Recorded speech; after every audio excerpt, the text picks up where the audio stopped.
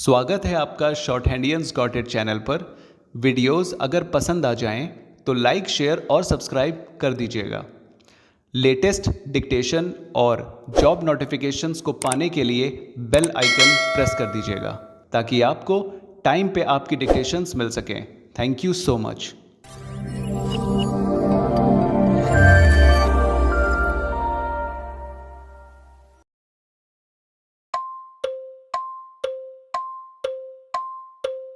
Start. This company petition is filed by Messrs. Larissa Builders, hereinafter called financial creditor, seeking to initiate corporate insolvency resolution process against Sri Shakti Consultancies Limited, hereinafter called corporate debtor, alleging that the corporate debtor committed default in making payment to the financial creditor. This petition has been filed by invoking the provisions of Section 7 Insolvency and Bankruptcy Code, hereinafter called Code.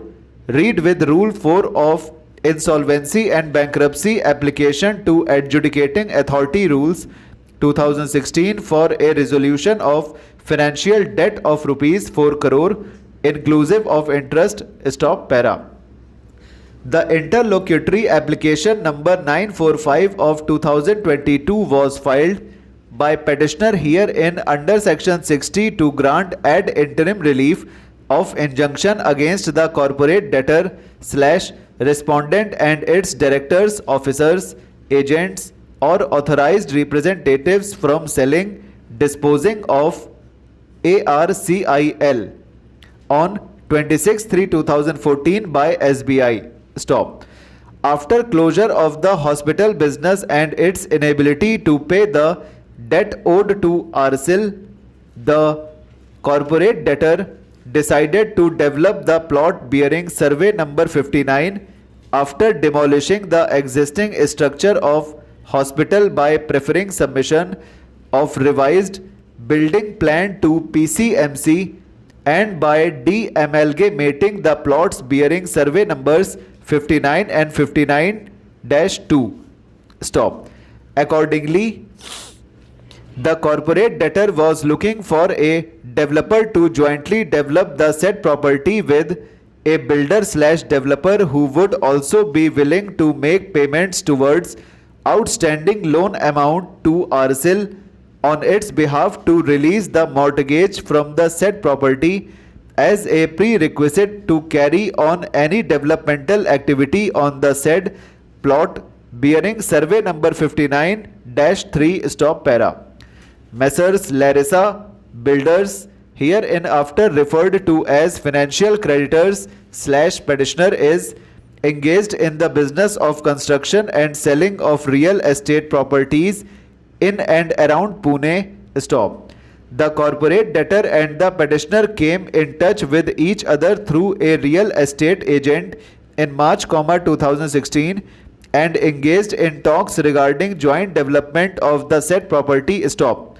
To pay off the outstanding loan and release the charge on the mortgaged property and to further monetize the said mortgaged property, the corporate debtor approached the financial creditor, a real estate developer, to jointly redevelop the mortgaged property. Stop. On the basis of the representation and assurances of the corporate debtor to jointly redevelop the mortgaged property, the financial creditor agreed to repay the loan due to RCIL directly on behalf of the corporate debtor and get the mortgaged properties released, making it available for redevelopment. Stop. Accordingly, the financial creditor and the corporate debtor entered into a memorandum of understanding dated 2/6/2016 and supplementary memorandum understanding dated 1/7/2016. Stop para. The financial creditor had given an interest-free security deposit to the corporate debtor against grant of development rights of the said property. Stop. The advance amount meant for the security deposit was utilized to repay the outstanding loan amount to RCIL owned by the corporate debtor to release the mortgage charge from the said property. Stop. For grant of development rights to the petitioner, a joint venture agreement was agreed to be executed on or before the final payment of the outstanding loan amount by the petitioner, on behalf of the corporate debtor to RCIL. Stop. तो दोस्तों ये dictation आज की हो गई है, और जिस किसी को भी ऑनलाइन क्लासेस चाहिए हैं ऑडियो और PDF के साथ, वो पर्सनल व्हाट्सएप मैसेज कर सकता है। अबाउट सेक्शन में जाकर YouTube के अबाउट सेक्शन में नंबर दिया हुआ है, आप व्हाट्सएप कर सकते हो और आपकी रिक्वायरमेंट बताकर आप डिक्टेशंस और PDF ले सकते हो। Thank you so much, bye bye.